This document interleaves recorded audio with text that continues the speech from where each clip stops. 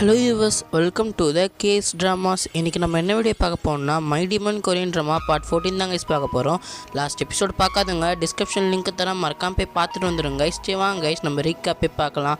So last எபிசோடில் அந்த killer வந்து கோவாங்க கொண்டுட்டு போயிருப்பான். அது மட்டும் இல்லாமல் கோவாங்க அவன் மூஞ்சி பார்த்துட்ருப்பான். அதுக்கப்புறம் என்ன இருக்குன்னு நம்ம போய் பார்க்கலாம் வாங்க கைஸ். இப்போ கோவாங்கையும் டோயும் தான் காமிக்கிறாங்க. நம்ம கோவாங் டோயோட கையை பிடிச்சா அவனுக்கு ரீசார்ஜ் ஆக மாட்டேங்குது. ஒரே டோயும் ஏன் உனக்கு ரீசார்ஜ் ஆக மாட்டேங்குது, ஒருவேளை நீ சரியாக வாட்டமாக இல்லை போல் அவனுக்கு சொல்லி கொஞ்சம் அவங்க கிட்ட போய் கட்டி பிடிக்கிற மாதிரி கொஞ்சம் போய் படுக்கிறாங்க.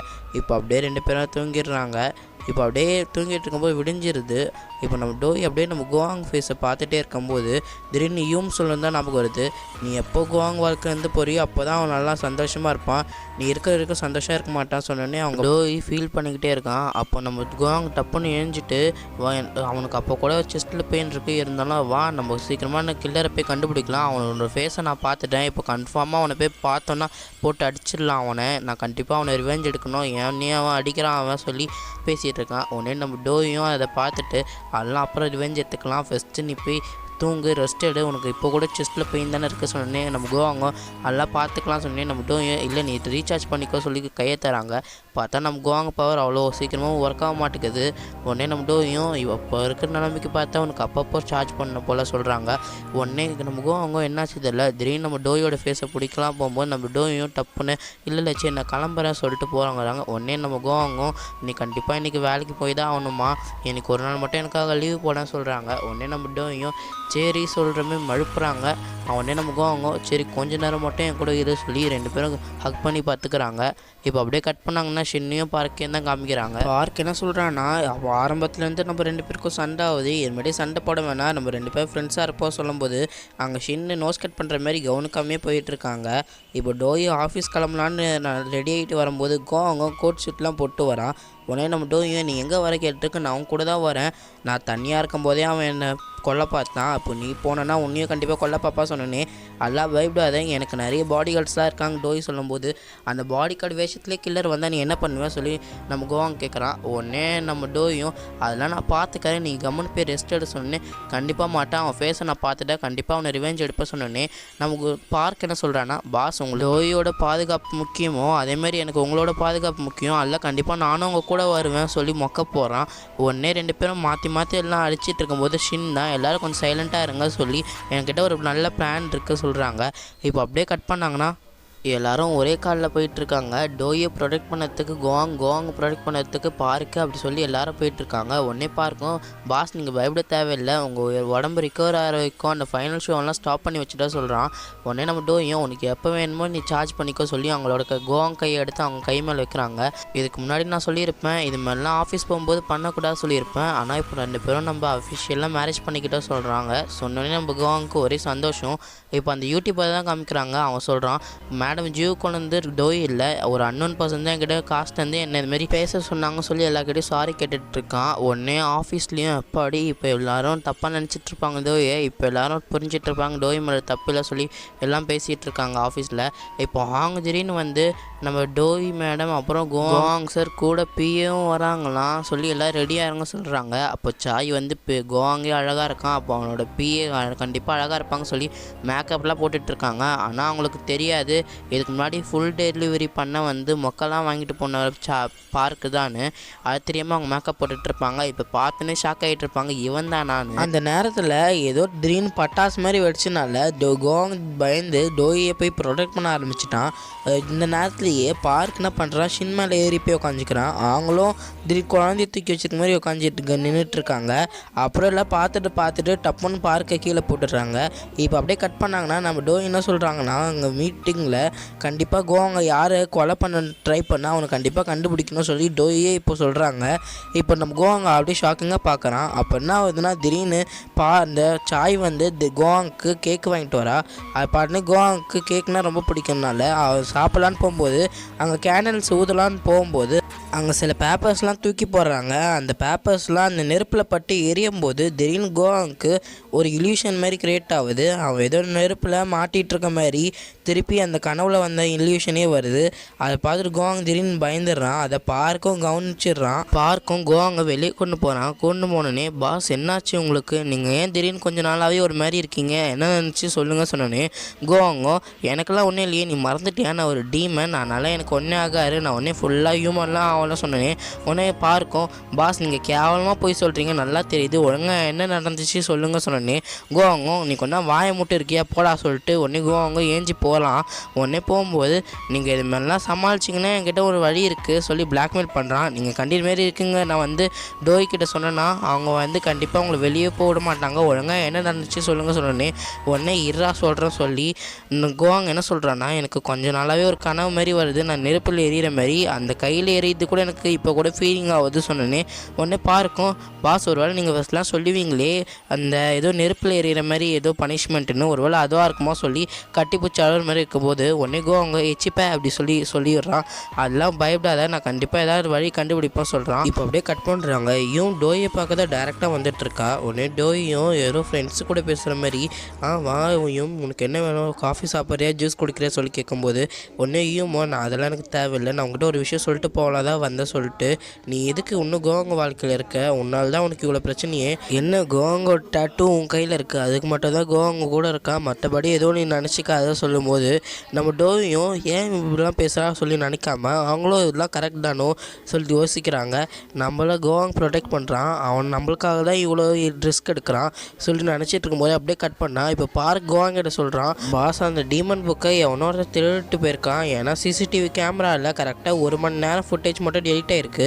அது மட்டும் இல்லாமல் அன்றைக்கி உங்களுக்கு குட்டும்போது கூட அங்கே இருக்க ஒரு சிசிடிவி கேமரா கூட ஒர்க் ஆகலை சொல்லும்போது அப்போ கோவாங் சொல்கிறான் அப்போ கண்டிப்பாக அவனுக்கு என்னோட எல்லா வீக் பாயிண்ட்டு எல்லாமே எனக்கு தெரிஞ்சிட்ருக்கோம், என்னை பற்றி ஒன்று ஒன்றா படிச்சுட்ருப்பான், கொஞ்சம் நம்ம உஷாராக இருக்கணும்னு சொல்கிறான். இப்போ கோவாங்கே டோயோட ஆஃபீஸ்க்கு வரும்போது அங்கே இருக்க ஒருத்தன் உங்களை தேடி யாரோ ஒருத்தவங்க வந்தாங்க சொல்லும்போது கரெக்டாக யூம் வரும்போது ஒன்று யூமும் கோவாங்க வந்து டப்புன்னு கட்டி பிடிச்சிட்டு இதை பார்த்துருக்க டோய்க்கோ கொஞ்சம் கடுப்பாக தான் இருக்குது, இருந்தாலும் என்ன பண்ணு சொல்லி பார்த்துட்ருக்கா.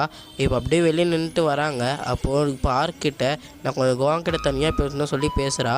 அப்போது என்ன சொல்கிறேன்னா யூமு உங்களுக்கே தெரியும் டோயால் தான் இவ்வளோ பிரச்சனை உங்களுக்கு வந்துச்சு தெரியும் சொல்லும்போது கோவாங்க அதெல்லாம் உங்களுக்கு தேவையில்லாத விஷயம், என் பிரச்சனை எனக்கு பார்த்துக்க தெரியும், என் டேட்டு என்கிட்ட வந்தால் எல்லா பிரச்சனையும் சால்வ் ஆகிடும் சொல்லும்போது இன்னும் ஹியூமன் கடுப்பாயிட்டு எனக்கு நான் நினைக்கிறேன் உங்களுக்கு ஹியூமன்ஸ் கிட்ட இருக்க மாதிரி ஃபீலிங்ஸ் எல்லாமே வந்துடும் நினைக்கிறேன், ஏன்னா நீங்கள் அப்படி தான் ஆகிட்டு வரீங்க, நீங்கள் ஏன் இப்படி ஆகிட்டு வரீங்க கொஞ்சம் எனக்கு தெரியல, நீங்கள் டோயை பார்த்துக்கிறேன்னு உங்கள் உடம்பை நீங்கள் பார்த்துக்க மாட்டேங்கிறீங்க, அது மட்டும் இல்லாமல் நீங்கள் டோய் மேலே ரொம்ப அக்கறையாக இருக்கீங்க, நீங்கள் எப்போவும் சொல்லுவீங்க ஹியூமன்ஸ்லாம் வீக் ஆனவங்கன்னு, இப்போ பார்த்தா நீங்கள் தான் ரொம்ப வீக் ஆகிட்டே வரீங்க டோயால் சொல்லிட்டு போகிறா. இதுக்கு பதில் கோவாங்கிட்டே இல்லை யோசிச்சுட்டு நிற்கிட்டு இருக்கான். இப்போ அப்படியே கட் பண்ணாங்கன்னா டோயும் கோவாங்க ஒரே காலில் ஒன்றா தான் போயிட்டுருக்காங்க. அப்போ 2 பேரும் ஆனால் மூஞ்சி கொடுத்து பேசிக்க மாட்டேங்கிறாங்க.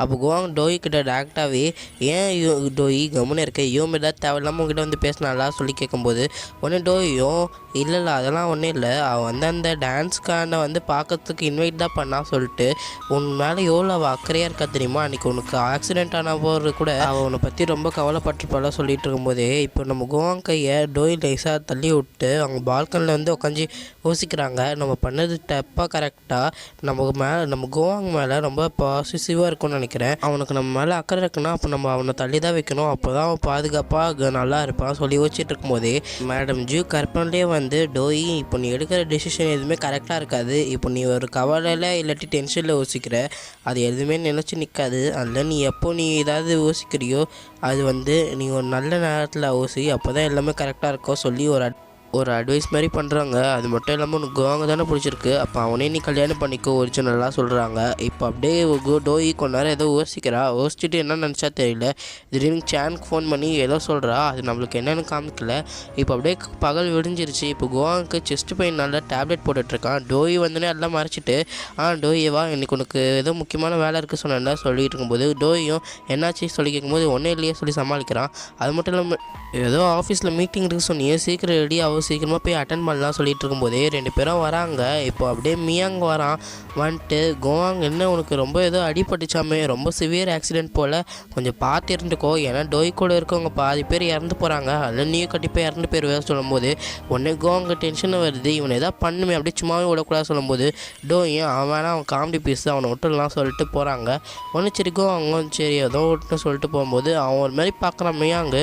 இப்போ அப்படியே 2 பேரும் மீட்டிங் ஹாலில் போய் உட்காடுறாங்க. கோவாங்க ஏதோ பாடி கார்டு மாதிரி தான் நிற்கிறாங்க கூடனா. மீட்டிங்கும் ஆரம்பிக்குது. ஆனால் சேனை மட்டும் ஆளுக்கான ஓட்டிங் வச்சு டோய்க்கு சப்போர்ட் பண்ணது ஒரே பர்சன் சேன் தான். ஆனால் எல்லாரும் அவனுக்காக வெயிட் பண்ணுறாங்க. ஆனால் திடீர்னு எழுந்து இந்த சேர்மன் போஸ்ட் எனக்கு தேவையில்லை, எனக்கு யாருக்கு தரணும்னு நினைக்கிறீங்களோ அவங்களுக்கு தாங்க சொன்னேன்னு. இது கேட்டுன்னு அங்கே இருக்கவங்க எல்லாருக்கும் ஷப்பு கோவாங்கும் ஏஞ்சி தான் சொல்ல வரான். ஆனால் தடுக்கிறாங்க டோய்.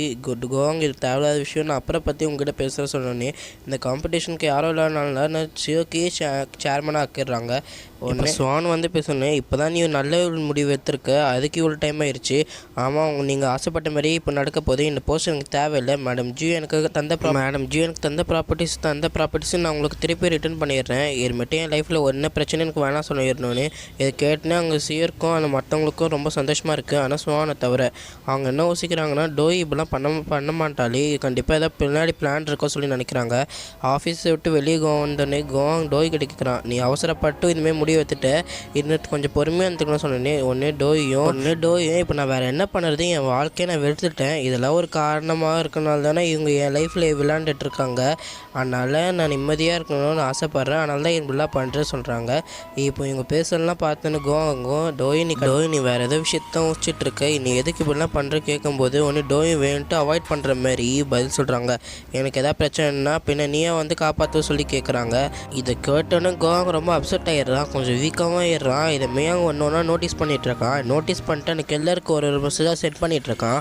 இப்போ கோவாங் ரொம்ப வீக்காக இருக்கான். அது மட்டும் இல்லாமல் அவனோட பவர்ஸ் அவங்ககிட்ட கூட இல்லை சொல்லி மெசேஜை சென்ட் பண்ணிகிட்ருக்கான். இதை கேட்டோடனே அந்த கில்லர் ரொம்ப சந்தோஷப்படுறான். இப்போ இருக்க நிலைமையில் கோவாங் நம்மளால் வந்து கொல்ல முடியாதுன்னு. இப்போ அப்படியே மியாங் திரும்பி பார்க்கும்போது அவங்க அப்பா அப்படியே முன்னாடி நிற்கிறாரு. 2 பேரும் ஃபேஸ் டு ஃபேஸ் பார்த்துக்கிறாங்க. இவங்க 2 பேருக்கும் என்ன பிரச்சனை இப்போ இருக்க தெரியல. இப்போ கட் போனால் எல்லோரும் ஃபேமிலியாக உட்காந்து சாப்பிட்டுட்டு இருக்காங்க. இப்போ ஸ்வான் தான் ஏதோ பேசுகிறா. எனக்கு டோயை பார்த்தா சந்தேகமாக இருக்குது, நம்மளை வேறு எங்கேயோ டைவர்ட் பண்ணிட்டு பிளான் பண்ணி எதாவது பெருசாக பண்ணிட போடா சொல்லிகிட்டு இருக்காங்க. அதுமாட்டுக்கு நம்ம அவள் தான் சொல்லிகிட்டு இருக்கும்போது சியூக்கும் நீ ரொம்ப தேவையில்லாத விஷயம்லாம் யோசிக்கிற, இப்போ தான் எல்லாம் சரியாக போயிட்டுருக்கு, அந்த கம்பெனியோட சேர்மன் நான் தான் சொல்லிட்டு இருக்கான். இப்போ மியாங் ஏஞ்சி போகிறான். உடனே சியூக்கும் கொஞ்சம் வெயிட் பண்ண சொல்கிறான். இவெல்லாம் சாப்பிட்டு முடிக்கிற வரைக்கும் நீ வெயிட் பண்ணி இப்போ நீ எங்கே அவ்வளோ சீக்கிரமாக போகிற சொல்லி கேட்கும்போது இப்போ டோயே காட்டுறாங்க. கோவாங்க நினச்சி தான் ரொம்ப ஃபீல் பண்ணுறாங்க. அவங்க உயிருக்கு என்ன பிரச்சனையும் வரக்கூடாதுன்னு தான் இவ்வளோ ரிஸ்க் எடுத்திருப்பாங்க. அவங்க சேன் கூட கால் பண்ணி நீ நேரில் மீட் பண்ணி இது பண்ணி தான் பேசியிருப்பாங்க. மேரே கம்பெனி சேர்மேனாக இருக்கிறதுக்கு எனக்கு விருப்பம் இல்லை, நாளைக்கு அந்த ஓட்டிங்க்கு நீ ஆஃபீஸ்க்கு வராத சொல்லியிருப்பாங்க. அதனால தான் சேனும் கரெக்டாக கேட்டு டோய் நீ ஏன் இப்படிலாம் பண்ணுற சொல்லி கேட்கும்போது கோவாங்கோட உயிருக்கு என்ன பிரச்சனையும் வரக்கூடாது, அவனை காப்பாற்றுறதுக்கு தான் நான் இவ்வளோ பண்ணுறேன் சொல்கிறாங்க. இப்போ கட் பண்ணால் அப்படி சேனு இப்போ அப்படியே கட் பண்ணால் இதெல்லாம் நினச்சிக்கிட்டு சேன் நடந்து வந்துட்டுருக்கான். அவனை தேடி கோவாங்கே டைரெக்டாக வந்துடுறான். டோய் இந்த சேர்மன் போஸ்ட்டு எல்லாருக்கும் வேணாம் சொல்லும் போகிறேன், ஸோ உனக்கு முன்னாடியே தெரியும் தானே சேனு பதிலுக்கு எது பாட்டு டோய்கிட்டே நீ கேட்கலாமே, எதுக்கு என்கிட்ட எதுக்கு கேட்குற சொல்லி கேட்குறான். கோவாங்கும் கோவத்தில் இப்போ ஷர்ட்டு பிடிச்சி இப்போ நிலமை தெரியாமல் பேசிகிட்டு இருக்க. டோய் இதை அப்படியே விட்டால் சரியாயிடுமா, கில்லர் யாருன்னு கண்டுபிடிக்கணும், அது மட்டும் இல்லாமல் மேடம் ஜூக்கு யாரை கொலை பண்ணால் அதுவும் கண்டுபிடிக்கணும், அதுக்கு தான் வெயிட் பண்ணியிருந்தா சொல்லிட்டு இருக்கும்போது என்னை அதை பற்றி புரிகிற மாதிரி சொல்லியிருக்கலாமே சொல்லிட்டு இருக்கும்போது சேனல் டென்ஷன் ஆகி டோய் இப்படிலாம் நடந்திருக்கானோ நீ மட்டும் தான் காரணம், அவள் உன்னை காப்பாற்றுக்காக தான் இவ்வளோ சாக்ரிஃபைஸ் பண்ணுறா. கோவாங்க்கு இப்போ தான் எல்லாமே புரிய வருது. உடனே டோய் உடனே போய் தேட ஆரம்பிக்கிறான். அவங்க கால் பண்ணாலும் அட்டன் பண்ண மாட்டேங்கிறாங்க. வீட்டுக்கு போய் பார்த்தாலும் டோய் காணும். டோய் எங்கே இருப்போம்னா மேடம் ஜியோக்கு பிடிச்ச ஒரு கார்டன் இருக்கும், அங்கே தான் போய் உட்காந்துட்டு இருப்பா. அது மட்டும் இல்லாமல் என்னை மன்னிச்சிருங்க, உங்களுக்கு பண்ண ப்ராமிஸ் என்னால் காப்பாற்ற முடியல சொல்லி அவங்கள கில்ட்டியாக ஃபீல் பண்ணிகிட்டு இருப்பாங்க. அப்போ கோவாங்க அவங்க வந்து டோய் நீங்கள் இங்கே வந்து கில்ட்டியாக ஃபீல் பண்ணிகிட்ருக்கா, வா இப்போவே உன் பிரச்சனைக்கு எல்லாத்தையும் முடிவு கட்டிடலாம், இதுக்கு மேலே நீ என்ன முடிவு எடுத்தாலும் எனக்கு ஓகே தான், நான் அதை பற்றி எதுவுமே வருத்தப்பட மாட்டேன் சொன்னேன். டோயும் அப்படிலாம் ஒன்றும் இல்லை, இப்போ நான் எல்லாம் கரெக்டான முடிவு தான் எடுத்திருக்கேன், அது மட்டும் இல்லாமல் என் வாழ்க்கையில் நான் எல்லாரையும் மிஸ் பண்ணிட்டேன், மேடம் ஜியோ கூட மிஸ் பண்ணிட்டேன், உன்னை மிஸ் பண்ண விரும்பலை சொல்லிட்டு இருக்கும்போது கோவாங் திடீர்னு வந்து நம்ம டோயை கிஸ் பண்ணிடுறான். அப்போ அங்கே ஷவர் மாதிரி வச்சுருப்பாங்க, அந்த ஃப்ளவர்ஸ்க்குலாம் அங்கே வந்து திடீர்னு தண்ணி வர ஆரம்பிச்சிடும். அப்போ தான் டோய் நினச்சிட்டு இருப்பாங்க இவனுக்கு ஏற்கனவே ஹார்ட்டில் அப்படின்னு இருக்கு. இவன் வேறு தண்ணியில் நனைஞ்சிட்டு இருக்கான்னு சொல்லிட்டு இருக்கும்போது 2 பேரும் கையை ரொம்ப டைட்டாக பிடிக்கும் போது அப்போ கோவாங்கோட பவரால் அங்கே இருக்க வாட்டர் எல்லாம் அப்படியே ஃப்ரீஸ் ஆகிடும். இப்போ 2 பேரும் சந்தோஷப்படுறாங்க, இப்படியே பவர் திருப்பி ஒர்க் ஆகுதுன்னு. இப்போ 2 பேரும் வீட்டுக்கு வந்துட்டாங்க. இப்போ 2 பேரும் பெட்டில் கொஞ்சம் க்ளோஸாக இருக்காங்க. இந்த நேரத்தில் என்ன ஆகுதுன்னா கோவாங்க அவங்களோட ஆஃபீஸில் இருக்க கிளாக் எல்லாம் ஒரே டைமில் ஸ்டெக் ஆகிடுது, எதுவுமே ஒர்க் ஆக மாட்டேங்குது. இதுக்கு என்ன காரணம், ஏன் மாதிரி நடக்குது தெரியல. ஓகே கைஸ், இதோட இந்த எபிசோடு முடியுது. இந்த எபிசோடு உங்களுக்கு பிடிச்சிருக்குன்னு நினைக்கிறேன். அப்படி பிடிச்சிருந்துச்சுன்னா லைக் பண்ணுங்கள், ஷேர் பண்ணுங்கள், கமெண்ட் பண்ணுங்கள், சப்ஸ்கிரைப் பண்ணிட்டு பக்கத்தில் பெல் பட்டன்லையும் மறக்காமல் போய் கிளிக் பண்ணிடுங்க கைஸ். ஓகே.